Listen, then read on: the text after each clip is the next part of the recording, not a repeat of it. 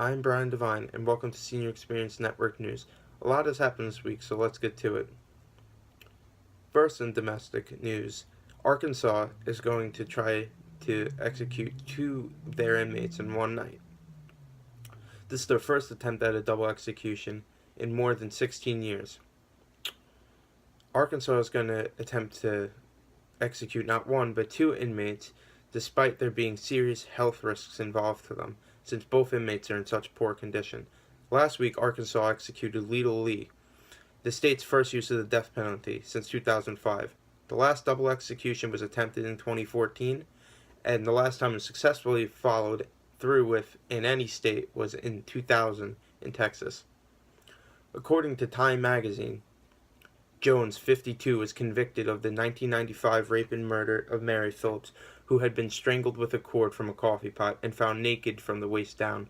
Williams, 46, was sentenced to death for the 1994 rape and murder of Stacey Erickson, who had been kidnapped from a gas station. Her body was found in a park 2 weeks later. Now on to less violent news. On Wednesday, Ann Cutler, a conservative commentator and author, told Fox News that UC Berkeley had canceled her speech on their campus. The reasoning for canceling her speech was due to the safety of their students and to Ms. Cutler. The university's concern was that UC Berkeley, being such a liberal campus, could cause massive problems and riots if Cutler was to speak. According to Fox, Youth America Foundation had actively opposed Cutler's speech, she said, and ordered the lawyer not to file for a court order, which would have mandated a room for her talk. The college Republicans are bound by the YAF decision, Cutler said, so there's nothing more I can do. The YAF statement was the same as the university's. They wanted Cutler to speak, but were not willing to risk the lives of students and their staff. Cutler called it a dark day for free speech in America. On to even less violent news. We're going to go back to Arkansas, where we're going to trade out executions for snakes. These snakes were found in the land of the weird. You guessed it, Walmart. A pile of 40 snakes were found under a car this week in a Walmart parking lot in Arkansas. Security removed the snakes as soon as possible, and then the scene was secured. One lady claimed that this type of tomfoolery happens all over Arkansas, so it's not something that's that uncommon. On to our weekly dose of Trump. According to Time magazine, President Trump said that yesterday he would be working with Canada and Mexico to renegotiate the North American Free Trade Agreement rather than withdrawing from it right away. A change from his repeated campaign of criticism of the agreement as one of the worst trade deals ever. Trump, who said the deal is harmful to U.S. workers and business, faced pressure from other Republicans to reconsider a complete withdrawal this week. He said he will now work to bring NAFTA up to date. NAFTA was enacted on January 1st, 1994. It included the countries of Canada, Mexico, and yours truly, the United States. It created a free trade zone in North America and slowly lowered tariffs over time on goods made by signatory nations. In other Trump-related news, Ivanka Trump departed from the POTUS's stance on immigration by saying that she would like to see more Syrian immigrants in this country, that it should be part of the discussion, not completely excluded. Now onto the international news. Now onto a country we might not think about as Americans. France is a hot topic in the news right now, going through one of their own elections, just as we previously did. And to no surprise, their election has just as much controversy as ours did, with many people likening their election to the same problem as we had. That problem being Trump and Hillary. Their problem being Le Pen and Macron.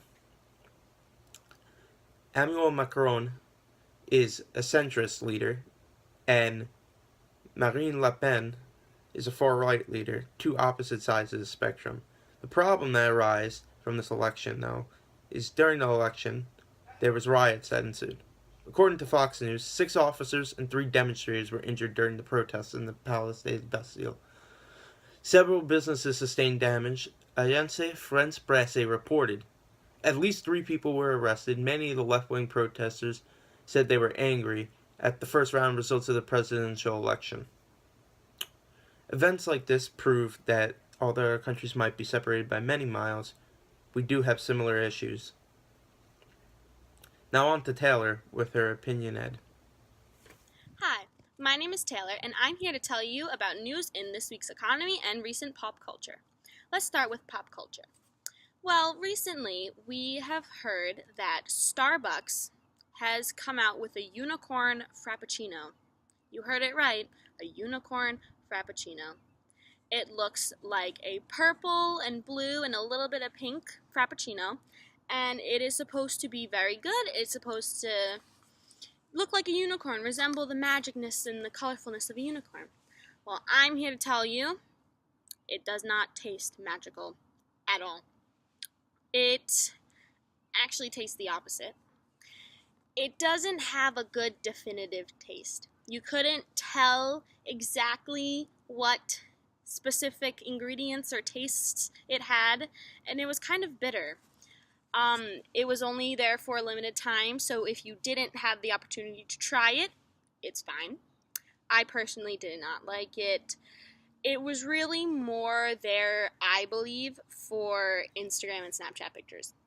Because, in my opinion, I love Starbucks, but if it doesn't taste good, why would I recommend it and have people spend money on it? It's just not right. Another groundbreaking story I must share with you all. Kim Kardashian West and Kylie Jenner collabed and came out with 4 nude liquid lipsticks. Oh my gosh. But not just any liquid lipsticks. Their cream liquid lipstick formula. Earth-shattering, I know. The bundle was sold for $45. They were not sold individually. They were only in the bundle. Now, they sold out very, very quickly, but I do not know if they are going to restock anytime soon or sell them individually. Now, many people have been so excited for this. There are 4 neutral-toned nudes, like a few pinky nudes, just normal nude lipsticks. Girls, you know what I'm talking about. Boys, it's okay. The shade names are Kimberly, Kim, Kiki, and Kimmy. Very, very original, yeah. Many beauty gurus and beauty bloggers on YouTube have received the bundle, and they've reviewed them, such as Jaclyn Hill, Jeffree Star, Manny MUA, and many others. Most people love it. Some people don't. Some people think that it's overrated to buy their products. Some people think that it's the best thing in the world. Me, I love makeup just as much as the next girl, but I don't have $45 to spend on 4 lipsticks personally. But if you do, good for you. Some people think that the nudes are too light for darker complexions, and some people think they're too light for lighter complexions. I've seen swatches, and I personally feel that I couldn't wear them because I'm too light, and it just wouldn't look right. Another story that has been so popular lately is Johnny Depp surprising thousands of fans in the Pirates of the Caribbean ride. If you haven't been to Disney World, there's a Pirates of the Caribbean ride where it basically, you're in a gondola and it takes you through the storyline of Pirates of the Caribbean. There's animatronic people, an animatronic Jack Sparrow, and all the characters. Well, this animatronic Johnny Depp was real. He surprised fans and interacted with fans in the boats, and many people were so happy. Girls were screaming, "I love you, Johnny Depp!" Kids were like, "Oh my god, he's real!" Parents were like, "Oh my goodness, what if he falls in?" I mean, I don't know if they did yell that, but I would, because that would be funny. But anyway, that is so cool. I think when celebrities interact with their fans in an amazing way and touches their little souls and their little hearts in little tiny ways, it means the world to them. I personally loved the Pirates of the Caribbean movies as a child, and I loved the ride.